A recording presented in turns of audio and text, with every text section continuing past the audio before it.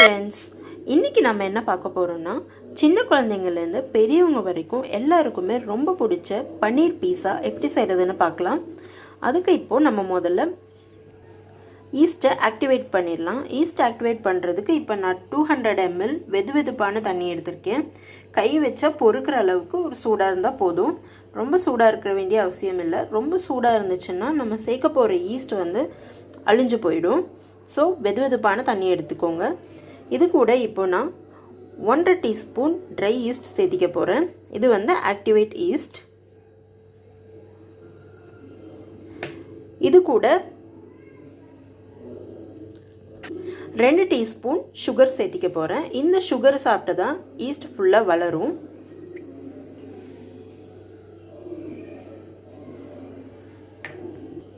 இப்போ இதை நம்ம நல்லா கலக்கி விட்டுடலாம்.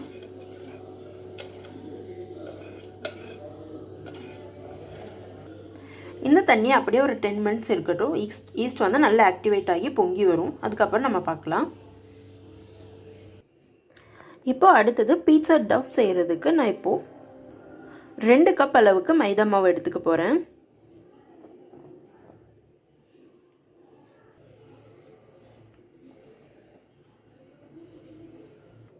அடுத்து இது கூட 1/2 டீஸ்பூன் சால்ட் சேர்த்திக்கலாம். அடுத்து 1 ஸ்பூன் ஆயில் சேர்த்திக்கலாம்.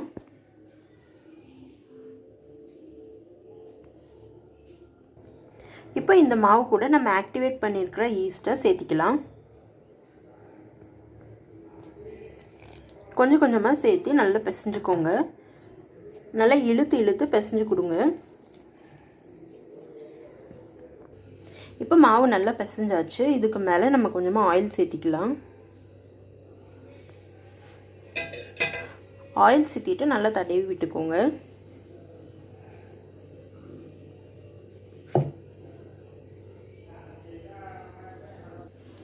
இப்போ ஒரு ஈரமான கிளாத் எடுத்து ஊற்றி விட்டுக்கோங்க. இது அப்படியே மூடிட்டு ஒரு 2 hours இருக்கட்டும். மாவு நல்லா பொங்கி வந்ததுக்கப்புறமா நம்ம பார்க்கலாம். இப்போ பீஸாக்கு மேலே போடுறதுக்காக பன்னீரை ரெடி பண்ணிடலாம். இப்போ நான் 200 கிராம் பன்னீர் எடுத்து இந்த மாதிரி சின்ன சின்னதாக க்யூப்ஸாக கட் பண்ணி வச்சுருக்கேன். இப்போ இதில் நம்ம மசாலாஸ் எல்லாம் சேர்த்திடலாம். இப்போ பன்னீரில் மிக்ஸ் பண்ணுறதுக்காக நான் 1 ஸ்பூன் மிளகாய்த்தூள், தனி மிளகாய்த்தூள் எடுத்திருக்கேன். 1/4 டீஸ்பூன் கரம் மசாலா எடுத்திருக்கேன். 2 பிஞ்ச் மஞ்சத்தூள் எடுத்திருக்கேன். இந்த பன்னீருக்கு தேவையான அளவு உப்பு எடுத்திருக்கேன். இப்போ இந்த மசாலா எல்லாத்தையும் நம்ம பன்னீர் கூட சேர்த்து நல்லா கலக்கிக்கலாம்.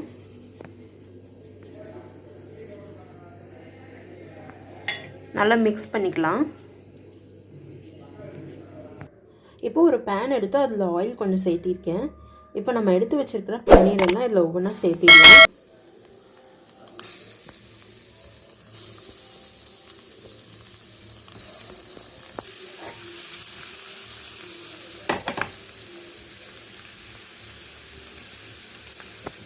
இப்போ அடுத்து இந்த பன்னீர் கூட நான் 1 ஸ்பூன் பீஸா சாஸ் சேர்த்திக்கிறேன். இந்த பீஸா சாஸோட ரெசிபி நான் அடுத்தடுத்த வீடியோஸில் உங்களுக்கு அப்லோட் பண்ணுறேன். நான் இன்றைக்கி கடையில் வாங்கின பீஸா சாஸ் தான் சேர்த்திருக்கேன். அடுத்து பீஸா மேலே வைக்கிற டாப்பிங்ஸ் என்னென்ன ரெடி பண்ணியிருக்கேன்னு பார்த்துடலாம். இப்போ நான் ஒரே ஒரு பெரிய வெங்காயத்தை நல்லா நீட்டமாக கட் பண்ணி வச்சுருக்கேன். அப்புறமா ஒரே ஒரு தக்காளி கட் பண்ணி வச்சுருக்கேன் நீளமாக. சீஸ் க்யூப் ஒன்று எடுத்து வச்சுருக்கேன். அடுத்து கொஞ்சம் ஆலிவ் கட் பண்ணியிருக்கேன். அடுத்து பீஸா மேலே ஸ்ப்ரெட் பண்ணுறதுக்காக நான் இட்டாலியன் சீசனிங் எடுத்து வச்சுருக்கேன். அதே போலவே நம்மளோட பன்னீரும் இப்போ ரெடியாக இருக்குது. இப்போ நம்மளோட பீஸா மேலே எப்படி ஸ்ப்ரெட் பண்ணுறதுன்னு பார்த்துடலாம். இப்போ ஆக்டிவேட் ஆன மாவில் இருந்து நான் பாதி மாவு மட்டும் எடுத்து நல்லா இந்த மாதிரி பரத்தி வச்சுருக்கேன். இந்த அளவுக்கு திக்னஸ் இருக்கிற மாதிரி பரத்திக்கோங்க. இப்போ ஓவனில் வைக்கிறதுக்காக நான் இப்போ பெரிய ஸ்டாண்ட் எடுத்திருக்கேன். அதுக்கு மேலே ஒரு நெட்டட் ஸ்டாண்ட் வச்சுட்டு அதுக்கு மேலே நான் பீஸா டவ் ஸ்ப்ரெட் பண்ணியிருக்கேன். இப்போ இந்த எட்ஜெல்லாம் நம்ம இந்த மாதிரி கொஞ்சமாக அழுத்தம் கொடுத்து விட்டுடலாம்.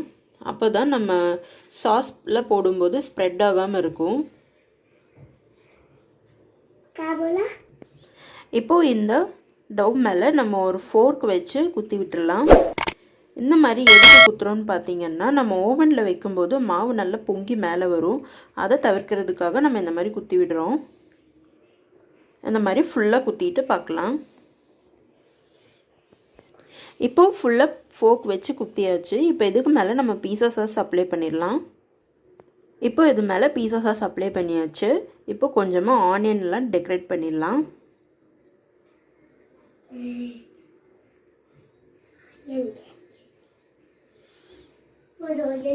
அடுத்து டொமேட்டோஸ் வச்சுக்கலாம். நான் இன்றைக்கி பார்த்திங்கன்னா ஆனியன்ஸும் டொமேட்டோஸ் மட்டும்தான் எடுத்திருக்கேன். உங்களுக்கு கேப்சிகம் கிடைச்சா நீங்கள் அது கூட எடுத்துக்கலாம். எனக்கு இன்றைக்கி கிடைக்காதனால நான் அதை எடுக்கலை. இப்போ இதுக்கு மேலே நம்ம ஃப்ரை பண்ணி வச்சுருக்கிற பன்னீர் சேர்த்திக்கலாம்.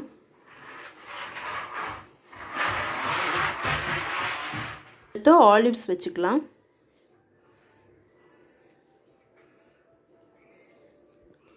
இப்போ கடைசியாக இதுக்கு மேலே நம்ம துருவி வச்சுருக்கிற சீஸ் சேர்த்திக்கலாம். இப்போது நம்மளோட பன்னீர் பீஸா ரெடி ஆயிடுச்சு. இப்போ இதை நம்ம ஓவனில் வச்சிடலாம்.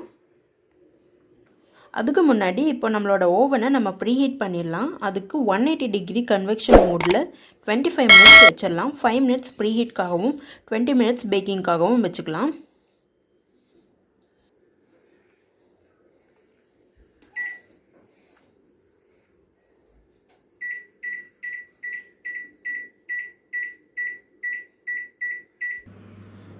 இப்போ ஓவன் ஸ்டார்ட் ஆயிடுச்சு. 25 மினிட்ஸ் வச்சுருக்கேன். 180 டிகிரி கன்வெக்ஷன் மோடில் வச்சுருக்கேன்.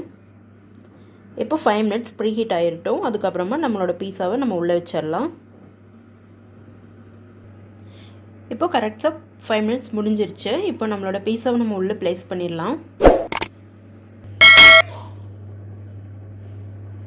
இப்போ பார்த்தீங்கன்னா நம்மளோட பீஸாவை உள்ளே ப்ளேஸ் பண்ணியாச்சு.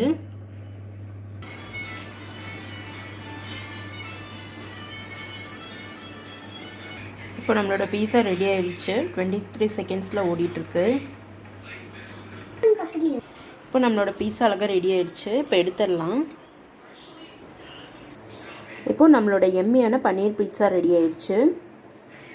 இந்த பன்னீர் பீட்சா ரெசிபி உங்களுக்கு பிடிச்சிருந்துச்சுன்னா நம்மளோட சேனல் லைக் பண்ணுங்கள், ஷேர் பண்ணுங்கள், சப்ஸ்கிரைப் பண்ணிவிட்டு மறக்காமல் பக்கத்தில் இருக்க பெல் ஐக்கானை கிளிக் பண்ணிடுங்க. Thank you friends.